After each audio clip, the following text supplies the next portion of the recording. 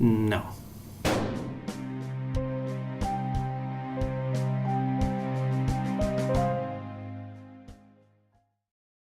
Hey everyone, welcome back to Zero Interest. You probably got cut off at the beginning there because you keep doing that and it doesn't actually start the thing for... Okay, welcome back to Zero Interest. We did Konosuba, episode 5, A Price for This Cursed Sword. And Casey, take us away. Okay. Hang on, I'm just going to pull my microphone over here because that way I can talk into it rather than like 5 foot away. So, I just want to say real quick, I've not been enjoying the show, just generally speaking. There's one real problem I've had with it, and it's pretty consistent. In this episode too, a lot of the time I feel like they don't lean into the weirdness enough.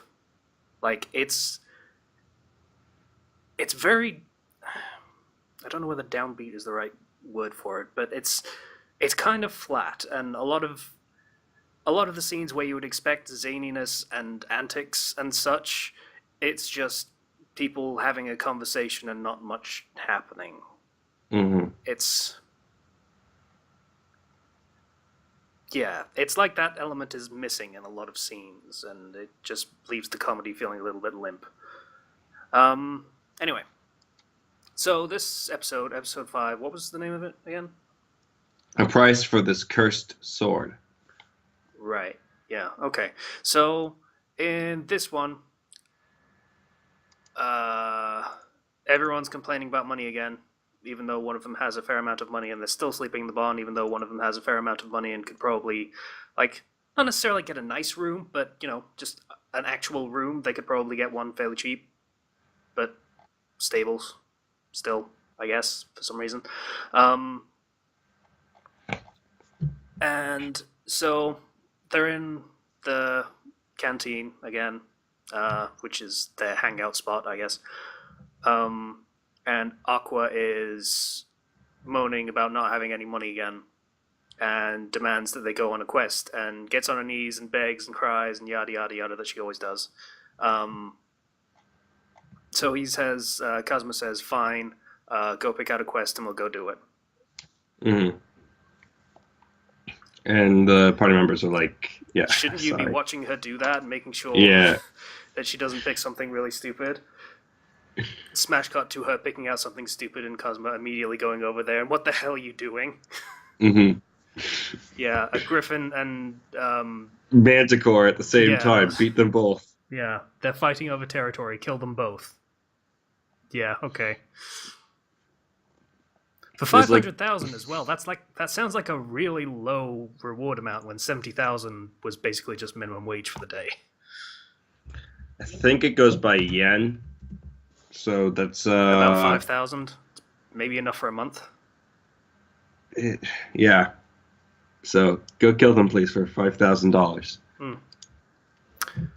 Yeah, that still sounds like a really low amount.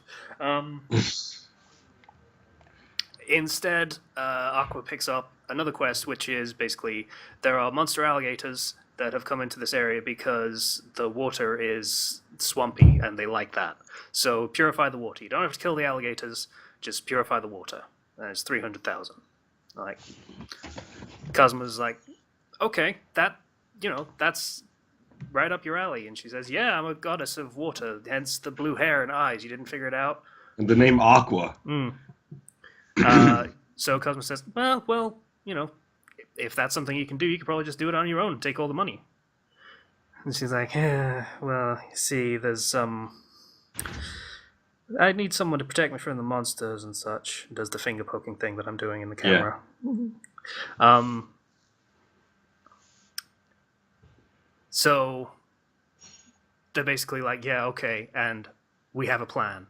So they put her in a cage, and just dump that in the water. So, you know, because cages aren't massively buoyant, they can just drop it at the lake shore, and she'll be in like a couple of inches of water, and she can just sit there and purify it just over time. And they're like, if you need to go to the bathroom, or if you need, if you give up, we'll pull you back in. Yeah, and this is where the scene that most exemplifies what I was talking about at the top of this episode. トイレに行かないって言い張るメグミンとアクアには今度日帰りじゃ終わらないクエストを受けて本当にトイレ行かないか確認してやる。やめてください。コマ族はトイレなんて行きませんよ。でも謝るのでやめてください。さすがは私の見込んだ男だ。That was just a really weird conversation that it didn't play. It kind of enough. dragged. Yeah, it was kind just of dragged. Like Megumin is just like, I don't need to go to the bathroom. Crimson demons don't need to do that, and Aqua is like, the goddesses don't go to the bathroom, and then the Crusader girl is like, I don't go to the bathroom. I really need to go to the bathroom, kind of thing. Yeah. And then, yeah, that conversation just kind of went nowhere, and there wasn't enough. It wasn't weird enough for it to, like, play into any comedy. It was just kind of there. And, like, it feels like it was just there to fill time. And that's probably where a lot of my complaints of this show have come from, me saying, oh, this just feels like it was there to fill time. That probably would have been fine if they'd played it up, like, okay, the frogs and stuff from the second episode. If they'd, like, gone a bit silly with the frogs, rather than just, oh, they're giant, it's almost like a nature documentary, but if they'd actually played it up and been anime about it, it probably would have, sold better as just something that was there. But they don't really do that in this show a lot, and that kind of hurts it, to be honest. That's a fair criticism. I feel like it gets crazier in the second season. I know I keep saying second season's better, season's better, but it's a different director, as you've told me, so that makes sense that, this is direction and writing adaptation, and that's probably where a lot of the issues come from for this, and why I'm not enjoying it over much. So yeah, that's pretty much where my assessment stands for now.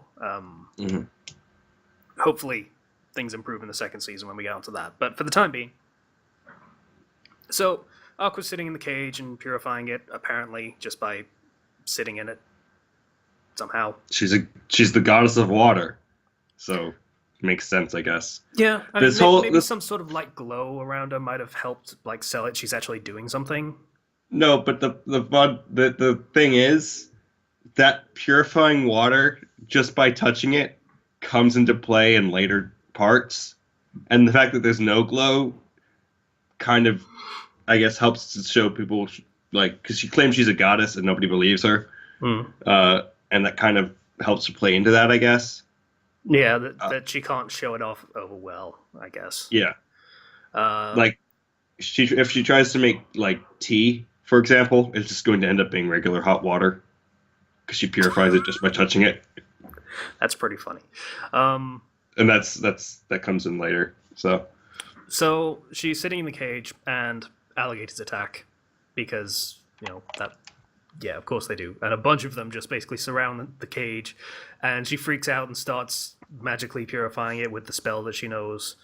In addition, and it's, like I say, zaniness. This was a good scene of just her freaking out and then just being on the shore, just kind of, just if you want us to pull it back, we can do that. And she's like, she's like, no, I want my money. Yeah. And you're like, you sure? See, like, there. Zaniness. If this show had more of that, it probably would have been a better show. Like, it's a comedy. You can do that and it'll be okay. But, so she's just doing that, and the alligators are rolling the cage, and one of them starts to, like, bend the bars. It's like the cage is making a strange noise. It's breaking. That's not a noise a cage should make. And it's like 7 hours later, like after they finally they arrived, they go up and like, all right, Aqua, you okay? You good? You can come out the cage now.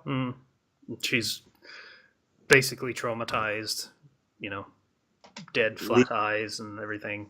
Leave me in the cage. Take you back into town like this. Yeah. The irony of this scene that they don't mention, and credit to them for not mentioning it, is that she's become a NEET. Not a NEET, hikikomori inside the cage. Yeah. Which is what she's been taking the piss out of Cosmo for the entire show so far. the outside world is scary. Yeah, that's pretty funny and kind of subtle, and good show on them for that. That's pretty good. Yeah, so they basically take her back inside the cage, and we get a scene change to something Kyoya.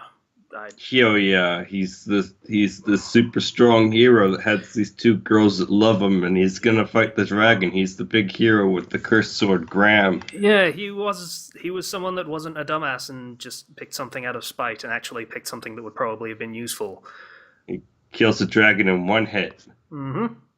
I just smudged the hell out of the corner of my glasses. Whoops. So yeah. He has a flashback to when he chose the cursed sword Graham as his special weapon, and when he was chosen by a goddess to be the slayer of the Demon King. And, obviously it was Aqua, because of course it was. So, the party of our main cast are carting the cage back through the streets, and this was really weird. It was so weird because she's singing about how she's a washed up goddess and such, which makes sense because that's been her arc so far. And then she says, hey, maybe they're taking me to be sold, which, is immediately something that Kyoya would twig into and be, enraged about. So that makes sense that would be his motivation. Why the hell is she singing that, though?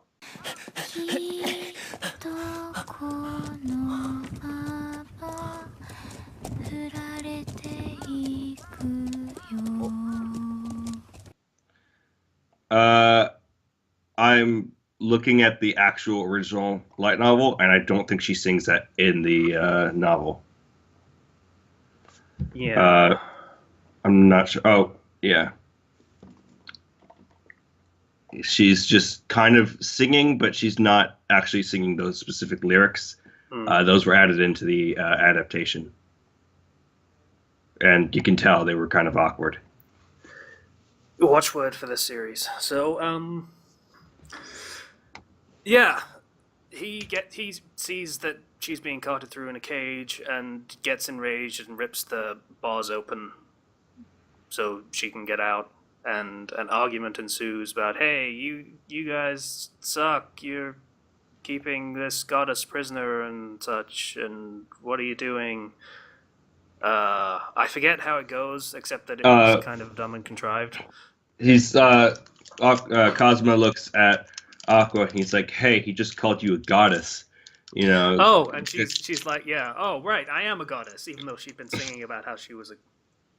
Yeah, no, see, that line that makes no sense. I was adding in to the director. Yeah. I suppose technically the writer. They probably had a writer to actually adapt it to the screen and such, but yeah. Those two weren't very good. Those two people that did that job. That's like, some of it for the direction is really good. Like, we'll get to it in a second, but there's a moment that's really good that I'm going to talk about in a second. But a lot of the rest of it just doesn't work. And they just went in a massively wrong direction for the show. But anyway, so she remembers she's a goddess and, hops out of the cage and is like, hey, you? Who are you again? He's like, oh, I was your chosen warrior to kill the Demon King and stuff. I have this sword, the cursed sword Graham. And she's like, oh, yeah, that guy. I sent a lot of people. It's easy to forget. It makes sense I'd forget one. So he's basically like, hey, what the hell is wrong with you? What's his name? Kazuma, for dragging this goddess down into the muck with you and such, and you're a terrible person, and you have a good party, so your party should join me instead because I'm way better than you are. Mm-hmm. And everyone is pretty much like, no thanks, dude. Megman's like, can I blow him up? Cosmo's like, I'll die. Like, don't do that because I'll die too. And they're basically like, no, I don't really want to join your party because you seem like a narcissistic asshole. And, you know. So, Yeah. I don't. Darkness says, I don't really like hitting people. I just prefer to take hits, but I just kind of want to hit this guy. Yeah. Hmm. Which is it's a nice line. Yeah. And There was so another nice line that she did, but I can't remember what it was. I feel like we missed it. it was back when when Aqua's getting attacked by the alligators, and she's like, "It looks fun in there." Yeah, that was a good off the cuff line. That was fine. Like, she doesn't have a lot of good lines. They really just play into the one thing for her. But in that moment, that really made sense and played into the character and stuff. That was funny.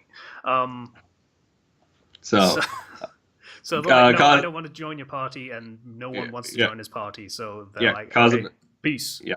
Kazuma's like, yeah, no, they don't want to join your party, so I'm going to go now.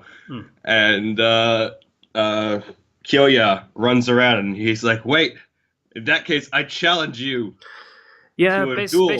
Basically does the chauvinist asshole thing of, hey, I'm going to duel you for her, and she will have to join my party if I win. Not asking her or taking her opinion into it in any account, which, yeah, chauvinist asshole. Which Kazuma is kind of the point. He's like, all right, fine. Runs at him. Yeah. Which, fair play. Don't give him time to react and just, hit at him. Yeah. And does steal and steals the sword because, that's the thing he wants most. He doesn't want that guy's knickers. No. Makes sense. And just bonks the guy on the head with it. And he goes down, unconscious. He's like, well, the sword's mine now. Yeah. And the Kyoya's little harem is like, coward! And is calling him names and stuff. Yeah. Ones that don't particularly make sense and are just kind of generic. You're a shithead and stuff. You fought him with steel and you should have fought him honorably, I guess, is the kind of thing they were going for. What the hell are their classes then? Because the only other person that dressed in basically underwear and a thong, I assume, was the thief girl. So I thought they were thieves as well, to be honest. Well, I think one had like a magic staff, and the other had like a small sword. But they're like barely dressed girls that follow Kyoya around and do nothing, and Kyoya just does all the work.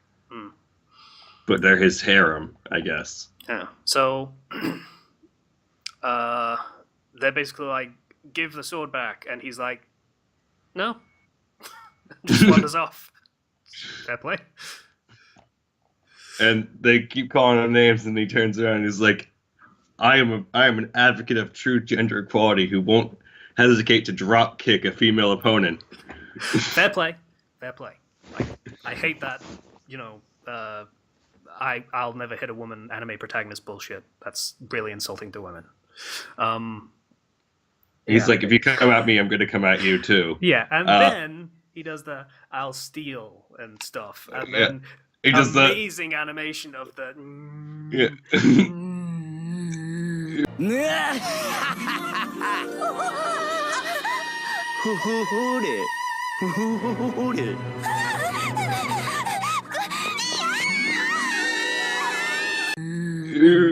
It's really creepy and unsettling, and like I say, if they play it up like this, like they do here, it's amazing. Mm-hmm. And the two girls just run away in fear. Yeah. As would most people. And the rest of Cosmo's party is looking at him like, really? I think Darkness is kind of like blushing, but you know. She's into it. So, and they go back to the guild in the cafe because they always go to the cafe. And Aqua is whining because her reward was only 100,000 because the cage was broken. Yeah. Apparently, the dozens of witnesses to this fight can't verify that it was the asshole Kyoya that did that. So it was a rental cage. She's held liable for it, I guess. Are you held liable if someone crashes into you in rental situations, like a rental car? I don't know. I think maybe rentals. I don't know. But you might be held liable directly, and then you have to sue the other guy and get their insurance to pay for it and recompense Yeah, you. Maybe. probably. I don't know. But, yeah. this is a fantasy world where there is no insurance, so that's not a thing. So it's 200,000 to repair the cage, and the reward was 300,000. Yeah. So So Kyoya shows up again, and is a whiny bitch face, and says, "Hey, you should leave that scrub and join my party." And they're once again basically like, "No." immediately as soon as he starts to walk in, Aqua had said, "I'm going to hit him with the god blow the next time I see him because he broke that cage and he owes me money." So as soon as he walks in, she turns around, punches him in the face, and says, "Okay, you broke that cage. Give me money. It's 300,000." Yeah. And Again, he's like, zany. Yay. he's like, okay, and Cosmo's like, "Wasn't it 200,000?" Yeah. Yeah, and then he says, "Hey, dickhead, give me my sword back." And he's a little bit more like, "Hey, I know this is asking for a lot, but could you just give me my sword back? I need it. It's like the one thing I have that's good." And Cosmo's like, he's just standing there, and Megumin pulls on the dude's cape and is like, "Do you see the sword anywhere on him?" And he looks and he's like, "What happened to my sword?" Cosmo's like, sold it. Sold it. Coins. He can't use it. It can only be used by Kyoya. So he's like, "I just sold it." Yeah. Probably didn't even sell it for much because no one else can use it. So. Yeah. Nice decoration. So then he goes running off, and we don't really know what happens to him because immediately after that we get alert, that party with the shithead. You should go to the front gates, and the Dullahan's back. So, yeah. Why didn't you come to my castle? Because they all forgot about it entirely. That was the thing that happened. Yeah. They healed darkness, and then they were like, "Yeah, it's fine." And he's like, "Why did you?" He felt abandoned, I guess. Yeah. And because Cosma just sold off Kyoya's sword, he can't actually help and fight this Dullahan. So, at the same point that Jerk deserved it. He's a recurring character too. So this was the first couple of episodes of this were rough. The next couple were better. I think this one's still continuing to improve, to be honest. Like I say, there were another couple of weird moments, but there's been a couple of weird moments in every episode. So I think this is still continuing to improve on what's come before. So uphill, at least. Yeah, it does get better. The one thing that I keep mentioning it, but there is a weird, somewhat time skip that I feel happens because they got episodes cut or something. And it's going to be like episode 8. Time is going to have passed off screen, and a new character will be introduced that we didn't get to meet them when they were first introduced.